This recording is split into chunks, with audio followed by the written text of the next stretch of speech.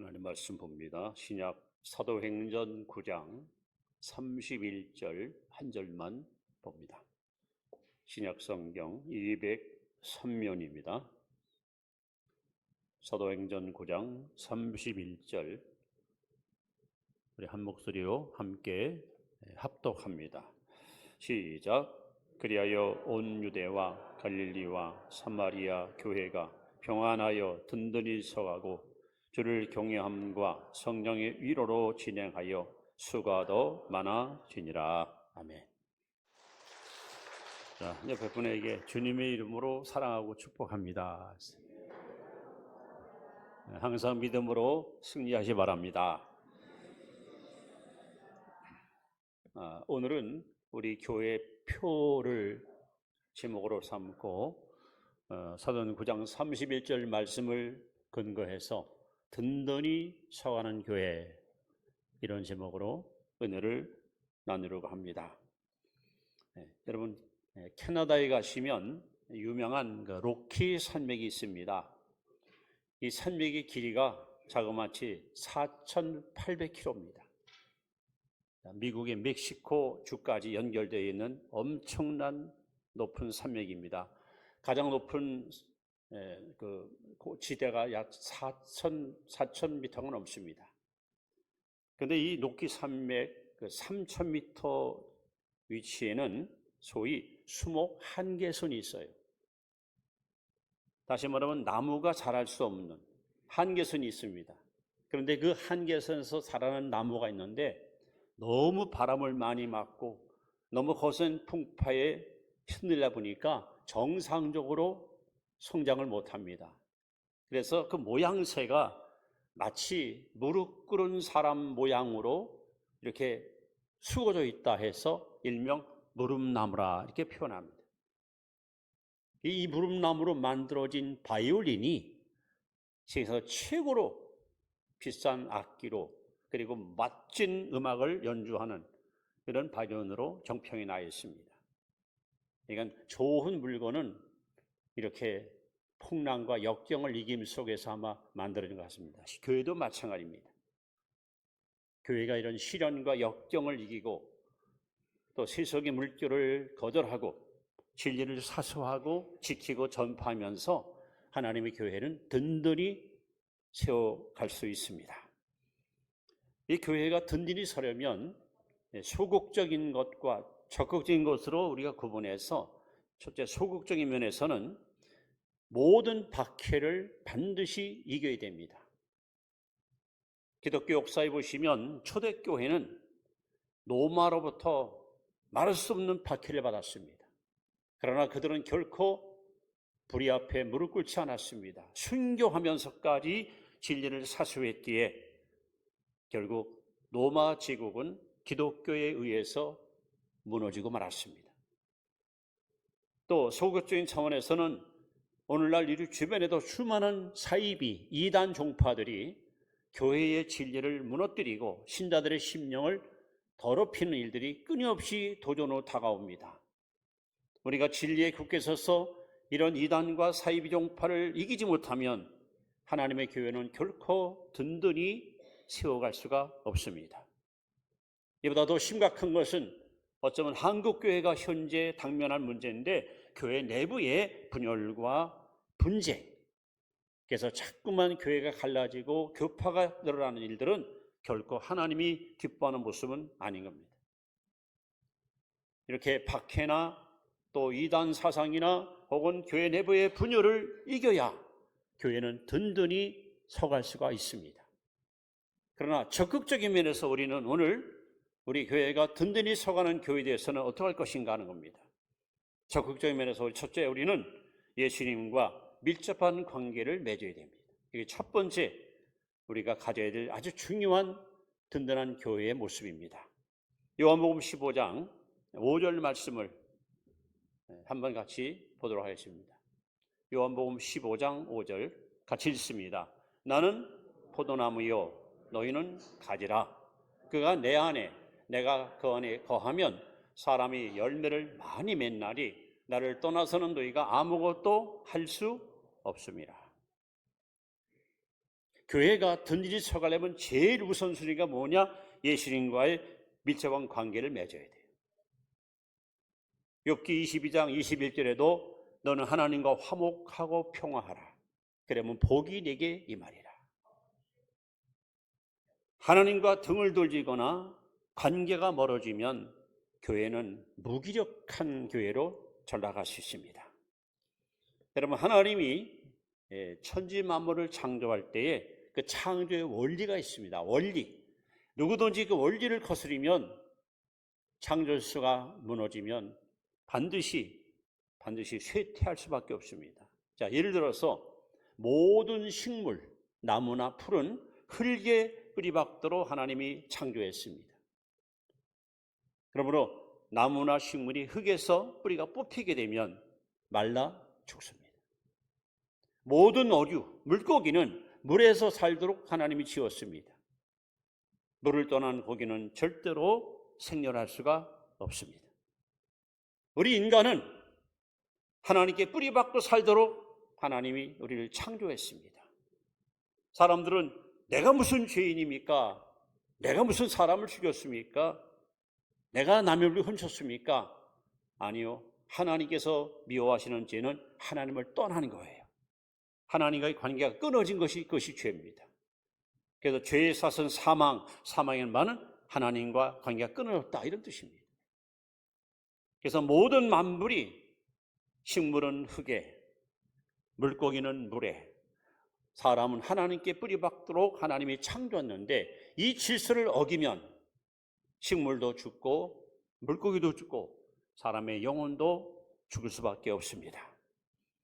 오늘 저와 여러분들이 예수님과의 밀접한 관계를 계속해서 아름답게 유지하기 위해서는 주님과 나와의 관계를 성경은 어떻게 여러분 언급하고 있습니까? 어떻게 언급하나요? 첫째, 예수님은 나의 목자, 선한 목자. 우리는 그의 양입니다. 목자와 양의 관계, 우리가 이것을 정확하게 인식할 필요가 있습니다.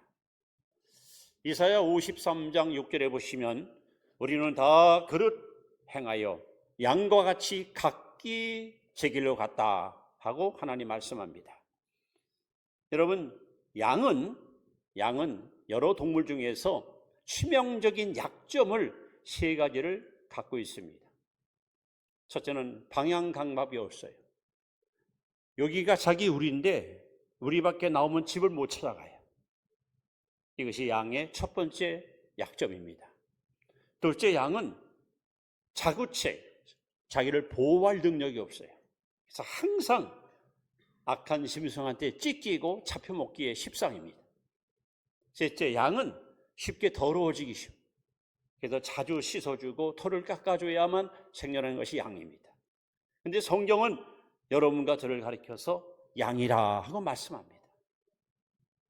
그런데 놀라운 사실은 어디로 가야 할지 방향을 모르고 스스로 보호할 능력조차 갖고 있지 않고 너무 쉽게 죄에 오염될 수밖에 없는 연약한 우리지만 목자만 있으면 세 가지가 동시에 해결됩니다.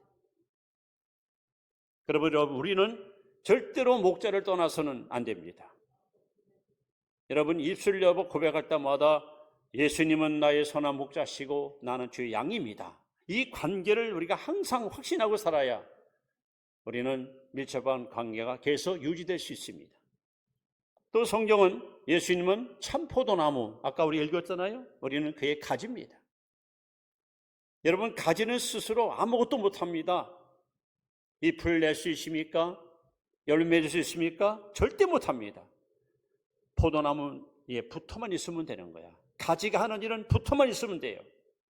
1mm만 떨어져도 가지는 반드시 말라 죽습니다.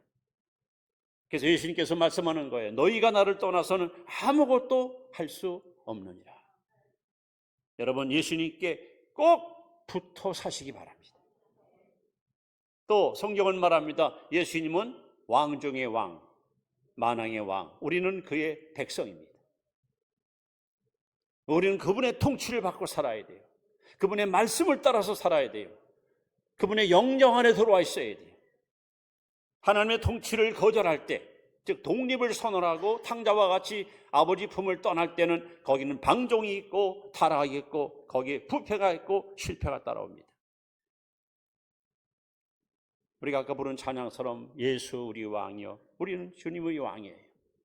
그리고 그분이 다스리는 곳에는 로마서 14장 17절에 의와 평강과 희락이 가득 찬 천국의 속성을 우리는 맛볼 수가 있습니다.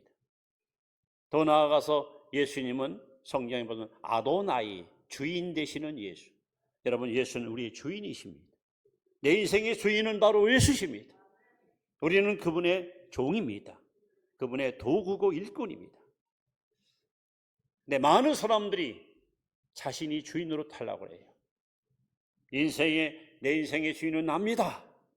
이래서 사람들은 여러분 탐욕에 눈이 어두워서 결국은 믿음 잃어버리고 실패할 수밖에 없어요. 오늘 예수님과 나와의 관계가 밀접해야, 그래야 교회는 든든히 서가는데, 오늘 주신 말씀처럼 예수님은 나의 목자고 여러분 우리는 주님의 양입니다.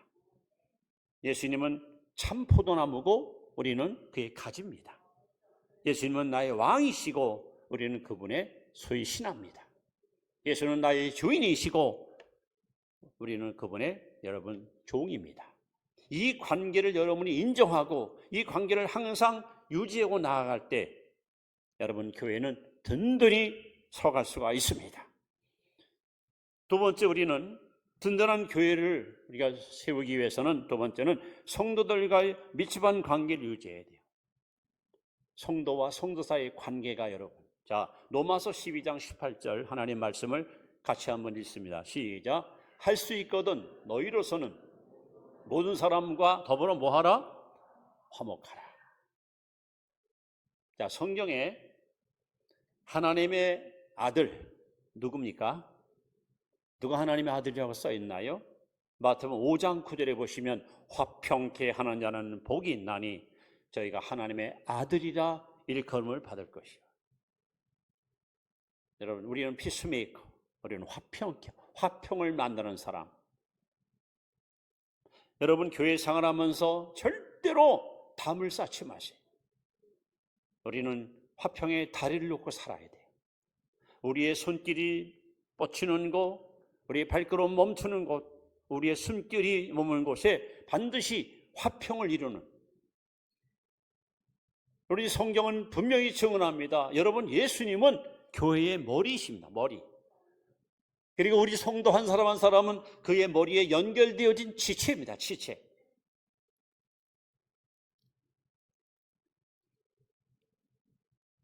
시편 133편 1절에 보시면 하나님께서 보라, 형제가 연합하여 동거함이 어찌 그리 선하고 아름다운고. 하나님 보시기에 아주 아름다운, 보기 좋은, 정말 너무너무 멋진 모습이 뭐냐? 성도가 서로 연합하는 거예요. 이 말을 뒤집어 말하면 성도가 불화하고 서로 싸우고 서로 갈라서고 서로 미워하면 하나님이 가장 탄식하시고 마음 아파하십니다. 그래서 여러분, 우리 교회가, 여러분이 섬기는 교회가 든든히 서가려면 예수님과의 밀접한 관계도 중요하지만 동시에 성도와 성도 사이의 이 관계가 굉장히 중요합니다. 그래서 우리 교회가 든든히 서가는 교회 되려면 세 가지가 없어야 돼요.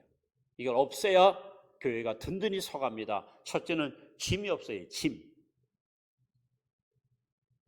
여러분, 교회가 짐을 많이 짊어지고 있으면요 절대로 성장할 수 없고 뻗어갈 수 없고요, 항상 그 짐에 짓눌려 가지고 힘든 고통의 시간만 허송세월 보낼 수 있습니다.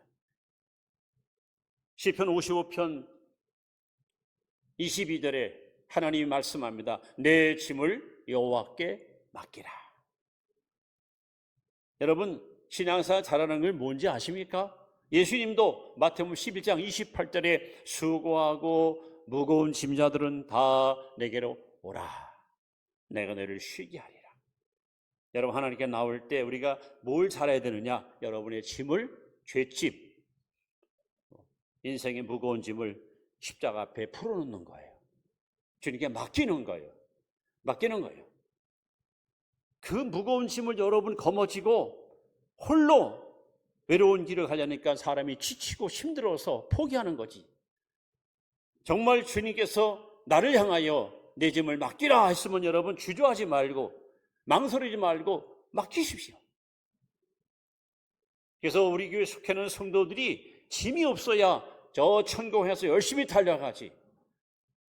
양어깨 무거운 짐을 짊어지고 우리 어떻게 여러분 마라톤 경쟁에서 달려가시겠습니까? 아마 조금만 가다가 그만 지쳐서 주저앉고 말 거예요. 하나님께 나올 때마다 여러분 짓누르고 있는 인생의 무거운 짐을 홀로 끌어안고 힘들어하지 마시고 주님께 다 내려놓으세요. 주님이 말씀하잖아요. 내 짐을 내게 맡겨라. 무거운 짐 가지는 내게로 와라. 그 말씀을 믿는다면 주여, 이제까지 제가 이 짐을 짊어지고 너무 힘든 인생 살았는데 이제 주님께 다 맡깁나이다. 주님 책임져 달라고 주님께 다 여러분 위임하세요. 또 교회가 든든히 서가려면 여러분 담이 없어요. 담. 거듭 말씀하지만 우리는 절대 나와 너 사이에 담을 쌓으면 안 돼요. 우리는 다리를 놓아야 돼. 화평의 다리, 화목의 다리. 예배서 2장 16절에 보시면 예수님은 화평의 주로 오셔서 막힌 담을 허셨다. 즉 십자가 위에서 하나님과 우리 사이의 이 담, 나와 유서의 담, 이 담을 헐어버렸어요. 그래서 주님 가는 곳에는 언제든지 주인과 노예 사이가 화목을 이루고 상정과 하사 사이에 일치가 되고 남자와 여자 사이에 이렇게 화평이 이루어지는, 그래서 기독교 복음 돌아가는 곳에는 모든 남녀주비 사상도 무너지고 하나님의 평화로운 질서가 아름다운 하나님의 뜻을 이루는 현장으로 변화되었습니다. 우리는 일생을 사는 동안 가족들 사이에도 담 쌓지 마시고 직장에서 동료 사이에 담 쌓지 마시고 특히 교회에 와서 신자와 신자 사이에 담을 쌓지 마세요. 이 담을 헐어버리고 우리가 주 안에서 하나 될 때, 화평할 때, 아까 이건 로마서 12장 18절 말씀은 할 수 있거든 너희들 모든 사람 더불어 화목하라. 이 공자도 이런 말을 했어요. 인자무적이라. 어진 자에겐 적이 없다. 세 번째, 우리는 말이 없어야 돼. 말. 여러분, 교회가 문제 생기는 건 전부 이 언어의 잘못된 말, 잘못된 요언비어, 잘못된 언어가 이렇게 막 눈동처럼 커져가지고 교회를 환란에 빠뜨려요. 그래서 잠언서 10장 19절에 보시면 말이 많으면 허물을 면키 어려우니와 말이 적으면 지혜롭다 그랬어요. 여러분이 지혜로운 삶을 살려면 듣는 사람이 돼요. 듣는. 말하기는 더디하고 듣기는 속히 들으세요. 사람은 다 언어에 실수가 있습니다. 또 확실하지 않은 말, 일방적으로 누구 말만 듣고 여러분 그걸 함부로 발설하면 안 됩니다. 상대방 말을 다 수렴해내서 정확한 지혜를 갖고 판단하고 여러분 평가해야지. 어떻든 이 교회가 말이 많고 시끄러우면요, 교회는 혼란에 빠질 수 있고 이런 교회는 여러분 반드시 승리할 수 없고 무너질 수밖에 없는. 그래서 우리가 교회가 든든히 서가려면 이 세 가지를 항상 우리가 제거하는 일을 소홀히 하지 말아야 됩니다. 짐도 없고 담도 없고 말도 없는 교회, 이런 교회가 든든히 서가는 교회입니다. 특히 여러분들이 교회를 섬길 때 이 의식이 필요하거든요. 어떤 의식 갖고 교회를 섬겨야 하나님이 기뻐할까요? 첫째는 주인의식입니다. 이 교회의 주인은 바로 접니다. 교회가 부흥되느냐, 교회가 부흥되지 않느냐, 바로 제 책임입니다. 여러분, 이 주인의식이 굉장히 중요한 거예요. 주인의식이 있어야 교회를 사랑하고, 교회에 있어야 교회를 여러분 아끼고 존존한 것이지요. 마치 구경꾼처럼 아무런 의식도 없이 왔다 갔다 하는 신앙 갖고는 여러분 좋은 일꾼 절대 될 수 없어요. 동시에 우리는 공동체 의식을 갖고 교회를 섬겨야 돼요. 성도 가운데 누군가가 고통을 당하면 고통을 함께 나누어 주고, 함께 기쁨이 있으면 기쁨을 함께 또 서로 공유하면서. 여러분, 찬송가 가사가 있잖아요. 한 피 받아 한 몸 이룬 형제요 자매요. 보통 세상에서 촌수를 따질 때에 부부 사이는 촌수 안 따지지요. 부모와 자녀 사이도 촌수 안 따집니다. 어디부터 촌수를 따집니까? 삼촌부터. 삼촌, 사촌, 오촌. 촌수가 멀은다는 것은 피가 멀어진다는 거야. 피가 가까우면 촌수가 가까워요. 근데 우리는 십자가 보혈피로 구속받은 한 피바다 한 몸 이룬 하나님의 한 가족이에요. 너무도 친밀하고 너무도 가까운 가족으로 하나님이 여러분과 저를 엮어주었습니다. 그러니까 우리 할 일은 서로 사랑하고, 서로 존중하고, 서로 인정하고, 서로 용납하고, 서로 포용하는, 이것이 바로 교회의 아름다운 모습이 아니겠습니까? 더 나아가 우리는 주인의식도 공동직도 이랬지만 더 중요한 건 종의 의식. 어차피 우리는 하나님의 교회 일꾼으로 부름받은 주의 종들입니다. 각자 여러분이 주어진 어떤 사명과 직분에 위치해서 내게 주어진 역할을 성실히 수행하여 하나님 교회를 건강하게 키우는 일에 여러분이 일조하는 삶을 살아야 됩니다. 이렇게 든든히 서가는 교회가 되려면 성도와 성도 사이의 밀접한 관계가 굉장히 중요합니다. 예수님은 우리 교회의 머리고 우리는 그에게 연결된 지체들입니다. 여러분, 심줄 하나만 끊어도 사람이 불구자가 되죠. 불구자가. 얼마나 이 신체가 신묘막측하게 하나님이 지어놨습니까? 그처럼 예수님이 머리고 우리가 지체라면 우리는 정말 연합하고 단합해서 하나님의 기대에 항상 부응하는 그러한 화평한 교회를 함께 엮어갈 수 있기를 기대합니다. 자, 든든히 서가는 교회의 세 번째 더 중요한 것은 바로 신앙과 생활이 일치해야 됩니다. 신앙과 생활. 자, 로마서 14장 18절 말씀을 한번 보시기 바랍니다. 같이 읽습니다. 시작. 이로써 그리스도를 섬기는 자는 하나님을 기쁘시게 하며 사람에게도 칭찬을 받느니라. 진짜 이수쟁이는 하나님을 기쁘시게 해드려요. 진짜 이수쟁이는 사람에게 칭찬받아요. 오늘 한국교회가 왜 지탄 대상이라고 비판을 받는지 아십니까? 성도들의 삶이 성경대로 살지 않아요. 입으로 고백하는 신앙 고백하고 삶이 일치가 안 돼요.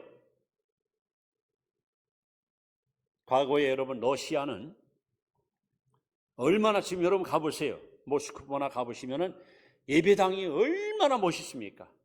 그냥 아주 최고의 미적 감각 갖고 있는 그 교회당이 러시아에 많이 있잖아요. 그렇게 교회가 참 왕성했던 나라가 러시아입니다. 제정 러시아 때. 근데 왜 볼셰비키 운동이 일어나가지고 러시아가 소위 공산주의 국가가 된지 아십니까? 교회가 타락했어요. 오늘 말하면 목회자들이, 지도자들이 타락하여 입으로는 가르치고 입으로는 말하는데 행동이 뒷받침 안 돼요. 신앙 고백과 그의 삶이 부조화. 그러니까 사람들이 못 믿는 거야. 불신한 거야. 지금 교회가 그런 모습으로 우리가 부끄럽게 지금 보이지 않습니까? 오늘 우리 한국교회 신자들이 여기서 배운 말씀대로 나가서 섬기며 용서하며 또 낮은 모습으로 겸손하게 이웃에게 자비를 베풀면 사회가 얼마나 밝아질 거예요. 그런데 오히려 믿는 자들이 더 욕심을 챙기고 이기심에 빠져가지고 이웃을 돌보지 않는 이런 극단적인 행동 때문에 비난과 멸시를 받고 있는 것은 아닌가. 네? 여러분, 예수님께서 마태복음 5장, 6장, 7장 이걸 소위 산상보훈, 산상수훈이라고 하는데 주옥 같은 메시지를 전파한 다음에 결론이 뭡니까? 결론. 마태복음 7장 24절에 누구든지 내 말을 듣고 준행하는 자는 주님은 이걸 원하는 거야. 설교 들음으로 끝나면 안 돼요. 야, 오늘 말씀 참 은혜스럽다. 오늘 설교 좋았다. 그럼 뭐 할 거예요? 이제 말씀대로 살아야지. 그래야 여러분 신앙이 열매가 맺는 것이지. 누구든지 내 말을 듣고 준행하는 자는 그 집을 반석에 지은 지혜로운 자 같으니 바람에 불고 창성하되 무너지지 아니할 것이라. 반대로 내 말을 듣고 준행치 아니하면 그 집을 모래에 지은 어리석은 자와 같으니 창성하러 바람에 불에 무너짐이 심하게 되리라. 여러분은 어떤 성도 되기 원하십니까? 어리석은 신자? 지혜로운 성도? 뭘 원하십니까? 지혜로운 성도는 그 집을 반석에 지웁니다. 반석이 뭡니까? 말씀대로 실천할 때. 또 예수님께서 씨 뿌리는 비유에서 말씀하잖아요.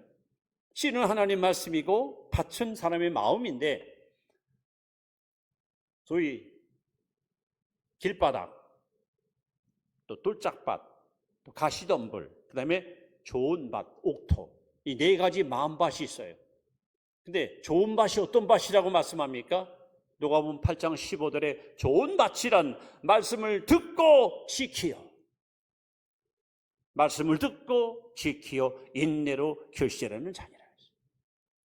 말씀대로 행해야 여러분 마음밭이 옥토같이 부드러워지고 떨어진 복음의 씨앗들이 30, 60, 100배 열매를 맺는 거예요. 그런데 내 삶 속에 하나님 원하시는 열매가 없다면 여러분 마음밭을 한번 잘 살펴보시기 바랍니다. 혹시 돌짝밭은 아닌가? 가시덤불은 아닌가? 예수님께서는 어떤 말씀을 전하거나 또 어떤 비유를 말씀할 때 항상 이렇게 제자들에게 말씀합니다. 가서 너도 이와 같이 하라. 심지어 제자들의 발을 씻기고 나서 내가 너희 주도 되고 스승 되어서 본을 보였으니 너희도 이와 같이 하라. 사도 요한도 예수님 본을 받아서 요한일서 3장 18절에 형제들아 말과 혀로만 사랑치 말고 행함과 진실함으로 하라. 말로만 사랑하지 말고 행동으로 옮기라는 거예요. 사도 바울도 빌립보 4장 9절 말씀에 너는 내게 배우고 듣고 본 바를 행하라. 너 나한테 배웠잖아. 내가 하는 거 보았잖아. 너도 가서 그대로 행하라. 야고보 사도는 야고보서 1장 22절에 도를 행하는 자가 되고 듣기만 하여 자신을 속이지 말라. 여러분 설교를 듣고 깨달았어요. 그런데 그걸 행하자는 것은 스스로 속이는 거라고요. 이렇게 성경은 영혼 없는 믿음이 죽은 것과 같이 행함 없는 믿음은 죽었다고 말씀합니다. 오늘 저와 여러분들이 이 점을 정말 명심해야 됩니다. 하나님께 나와 예배드릴 때 그 마음, 기도할 때 그 기도 내용대로 우리 삶이 뒷받침이 돼야 돼요. 그래야 여러분 하나님께서 우리 자신을 보시고 기뻐하시고 사람들이 우리를 보고 칭찬하는 거예요. 우리 사도행전 읽어보세요. 초대교회 신자들은요 불신자들에게 칭찬받았어요. 심지어 사도행전 11장 25절에 보시면 26절에 보시면 안디옥에서 안 믿는 사람들이 신자들을 보고 그리스도인 별명을 붙였어요. 별명. 예수쟁이들, 예수, 작은 예수, 예수 닮은, 예수 따르는 자들.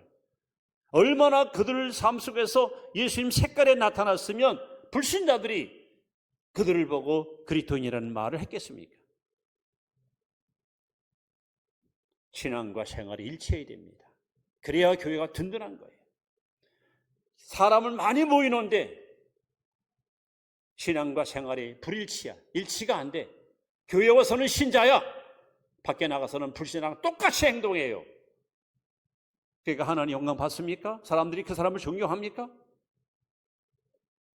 여러분이 속해 있는 교회가 든든히 서가는 교회 되기 원하신다면 여러분의 신앙과 여러분의 삶이, 여러분의 신앙과 여러분의 생활이 일치하는 삶을 살아갈 수 있기를 축원합니다.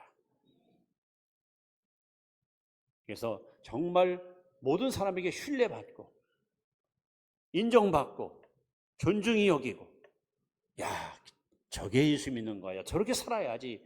저걸 우리가 본받자. 여러분, 이런 교회가 건강한 교회고 든든한 교회입니다. 이렇게 금년도 표 든든히 서가는 교회 되려면 예수님과 밀접한 관계, 성도 사이의 밀접한 관계, 그 다음에 신앙과 생활의 일치, 이것이 잘 여러분 어우러져야 교회가 든든히 서가고 하나님의 큰 일을 감당하는 아름답고 복된 교회 될 줄로 믿습니다. 이제 우리가 본받아야 될 초대교회의 모습을 결론적으로 소개하면서 말씀을 마무리합니다. 사도행전 2장 46절 47절 말씀을 우리 같이 한번 읽습니다. 시작. 날마다 마음을 같이하여 성전에 모이기를 힘쓰고 집에서 떡을 떼며 기쁨과 순전한 마음으로 음식을 먹고 그 다음에 하나님을 찬미하며 또 온 백성에게 칭송을 받으니 주께서 구원받는 사람을 날마다 더하게 하시니라. 이게 교회야.